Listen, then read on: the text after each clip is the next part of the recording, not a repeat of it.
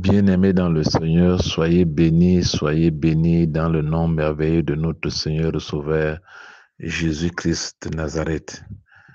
Nous sommes encore ici à l'Éternel me conduit, notre lieu de rassemblement, notre lieu où nous retrouvons la paix avec Dieu, notre lieu où nous connectons pour écouter les conseils, les enseignements, pour que notre foi puisse grandir. Et nous sommes à l'Éternel me conduit pour mettre Dieu à la première place.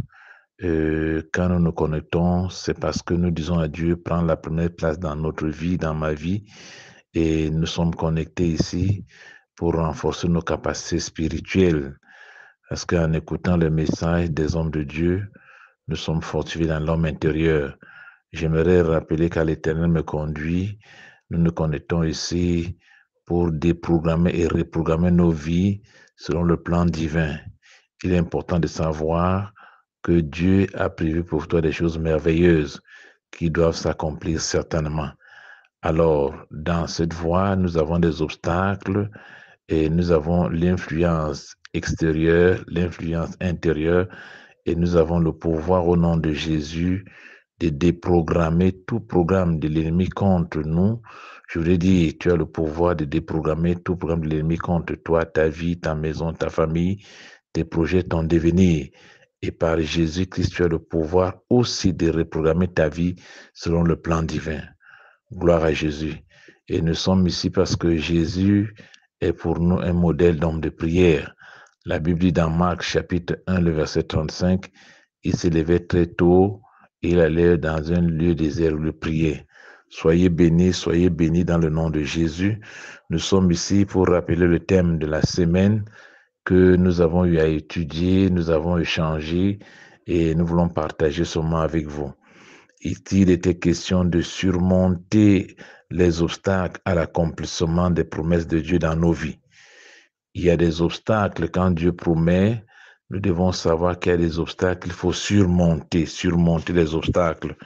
Alors, c'est pour dire que nous avons notre part de responsabilité, nous avons un engagement, un travail à faire pour que nous puissions arriver à surmonter les obstacles. C'est vrai, Dieu a dit, mais nous devons savoir que si nous ne faisons pas des efforts de notre part, il serait parfois difficile que nous puissions entrer en jouissance de ces promesses telles que cela est écrit. Vous voyez, dans ces textes, nous verrons dans le livre d'Hébreux au chapitre 6, le verset 11. Il est dit ici, l'un des obstacles, il faut la persévérance. L'obstacle, c'est le découragement, la peur. Lorsqu'on est découragé, on a peur, le doute, c'est un obstacle. Alors, pour surmonter cet obstacle, il faut la persévérance jusqu'au bout, avoir une pleine assurance et ne pas se relâcher. L'obstacle à l'accomplissement des promesses de Dieu dans ta vie, c'est la peur, le doute, et ceci a pour remède, il faut conserver jusqu'à la fin la pleine assurance, avoir foi, ne pas se relâcher et au besoin imiter ceux qui nous ont précédés, quelle a été leur façon de se comporter face à la même situation que nous pouvons les imiter et remporter victoire. Nous devons aussi noter que dans l'une des difficultés que nous pouvons rencontrer, c'est la foi faible, la faiblesse dans la foi. On peut avoir une petite foi, une foi faible. Vous savez, c'est un peu le cas où les disciples, face à l'enfant qui était malade, ils n'ont pas pu délivrer cet enfant qui tombait de temps en temps. Et Jésus pouvait dire, homme de peu de foi, race incrédule. Et parfois, Jésus dit, homme de peu de foi. Donc, il faut avoir une foi ferme, une foi ferme. Donc, si tu n'as pas la foi, si tu es faible dans la foi, alors il serait difficile pour toi d'entrer en jouissance des promesses que Dieu a déclaré qu'elle devrait arriver certainement dans ta vie. Ça, il faut le connaître. Il y a parfois la souffrance et les difficultés sur le chemin de l'accomplissement, sur le chemin de l'entrée en jouissance des promesses de Dieu. Nous rencontrons la souffrance et les difficultés. Dans l'histoire biblique, nous retournons un peu. Israël, ça n'a pas été facile pour eux de conquérir les nouvelles terres, là où coule le lait et le miel, mais il fallait avoir l'endurance face aux souffrances, aux difficultés, la persévérance. Ça, il faut le noter. Bien-aimés frères et sœurs, l'objectif ici, c'est que nous, enfants de Dieu, nous puissions entrer en jouissance de ce que Dieu a promis dans nos vies. Et j'aimerais te rappeler qu'il y a des promesses dans ta vie qui doivent s'accomplir certainement. Dans ta propre vie, il y a des promesses qui doivent s'accomplir certainement. Peut-être d'autres sont en train de s'accomplir. Il y a parfois des indices précurseurs qui annoncent que bientôt, des grandes choses vont arriver. Il est donc question pour toi de tenir ferme, Pour arriver à surmonter, nous avons besoin de la fermeté dans la foi. Soyez bénis, soyez bénis. Un exemple, nous voyons dans Nombre au chapitre 14, verset 8, ici, l'Éternel devait lui-même amener son peuple à la victoire. L'Éternel conduit son peuple à la victoire. Donc, dans certains combats, nous devons savoir que Dieu combattra pour nous. Dieu combattra pour toi. Bien-aimés frères et sœurs, n'aie donc pas peur, ne doute pas, ne sois pas faible dans la foi. Persévère et aie confiance en Dieu. Aie confiance en Dieu, ce que Dieu a promis s'accomplira certainement. Vous savez, il est dit, les promesses que Dieu a pour toi, ce ne sont pas des projets de malheur, mais des projets de bonheur, des projets de santé, les projets de paix, les projets de joie, l'espérance. Ça, c'est ce que Dieu veut de toi. Quand tu vas lire dans Jérémie chapitre 1er et verset 19, nous connaissons bien ce verset, il est dit, ils te feront la guerre, mais ils ne te vaincront pas. C'est une promesse pour toi.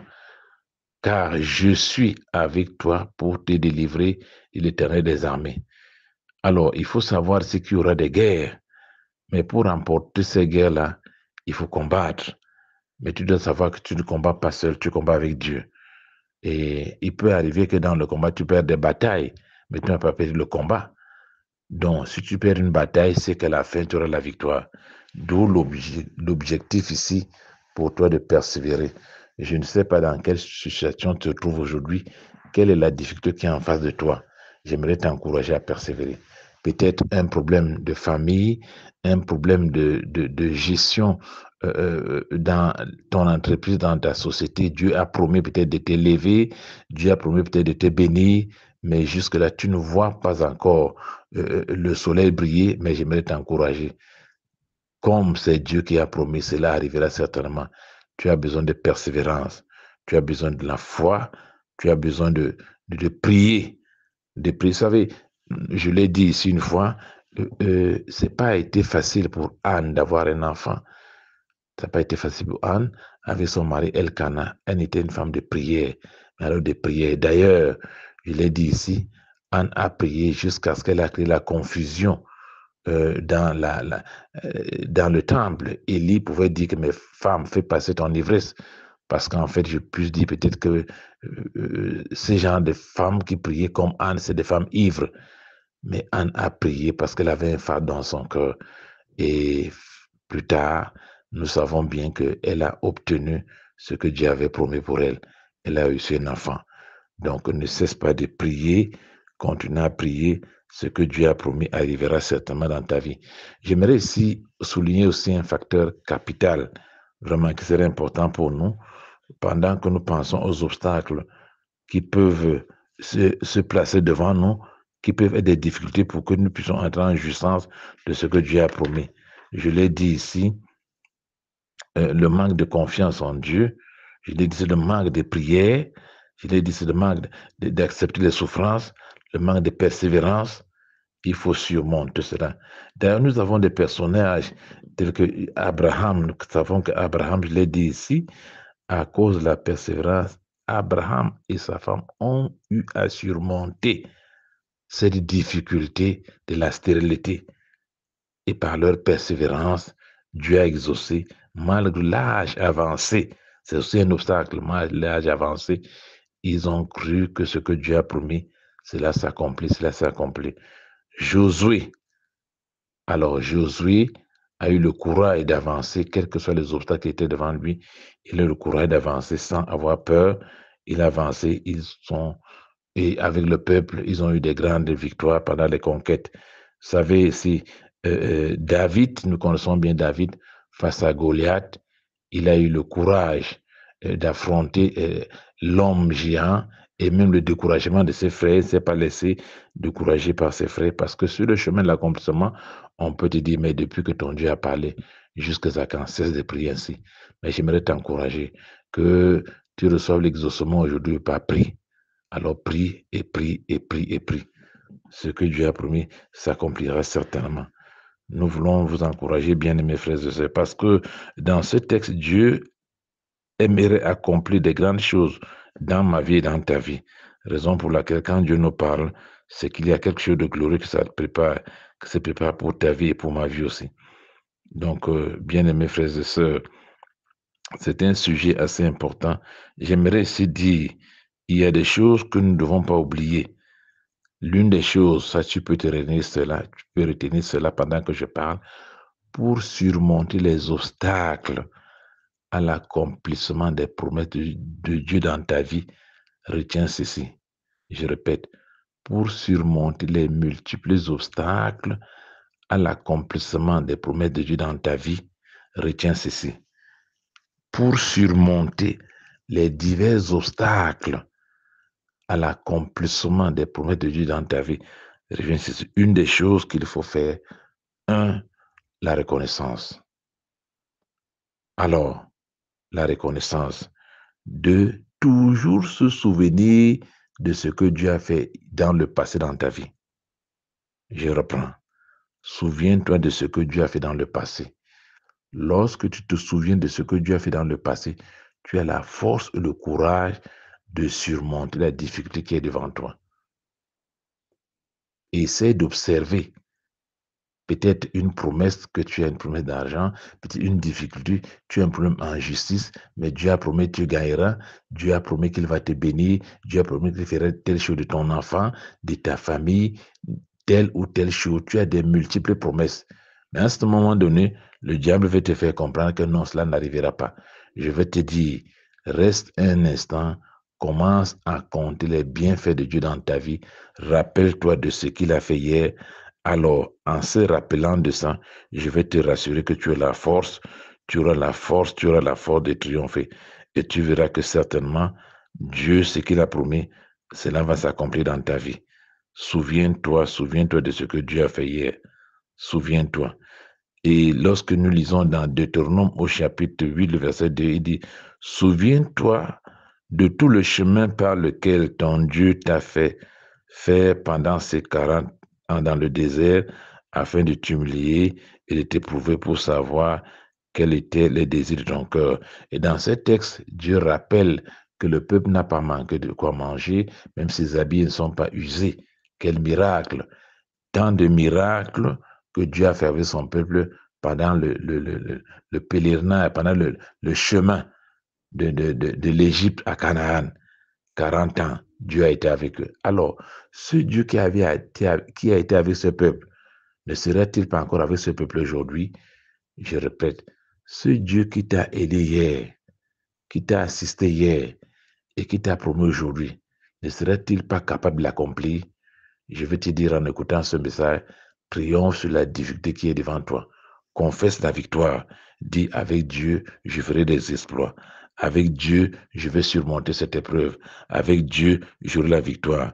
Dans Psaume 77, verset 11, il est dit, David disait, je me souviens des exploits du Seigneur. Oui, je me souviens de tes merveilles d'autrefois. Ah, que c'est merveilleux.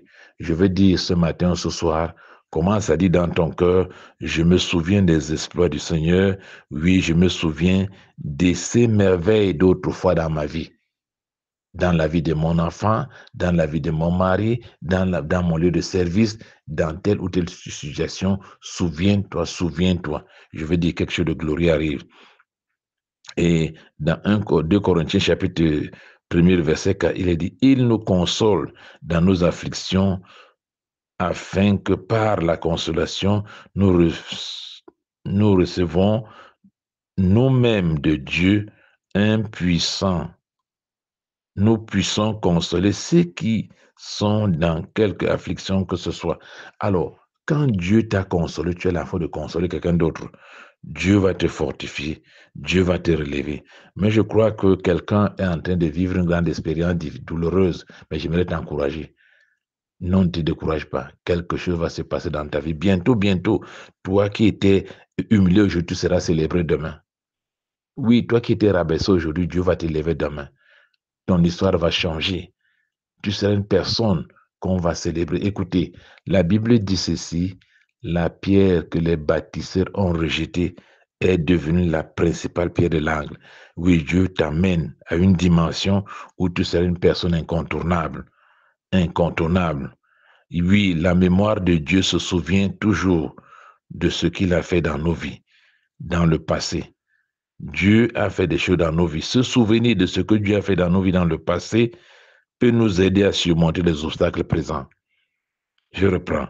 Se souvenir de ce que Dieu a fait dans nos vies dans le passé peut nous aider à surmonter les obstacles présents. Alors, en te souvenant, je crois que tu vas triompher. Le diable aura honte parce qu'en te souvenant de ce que Dieu a fait hier, le diable a honte. Il va fuir et tu auras le courage. Cela peut encore renforcer notre foi et notre confiance en Dieu. Cela va renforcer ta foi et ta confiance en Dieu.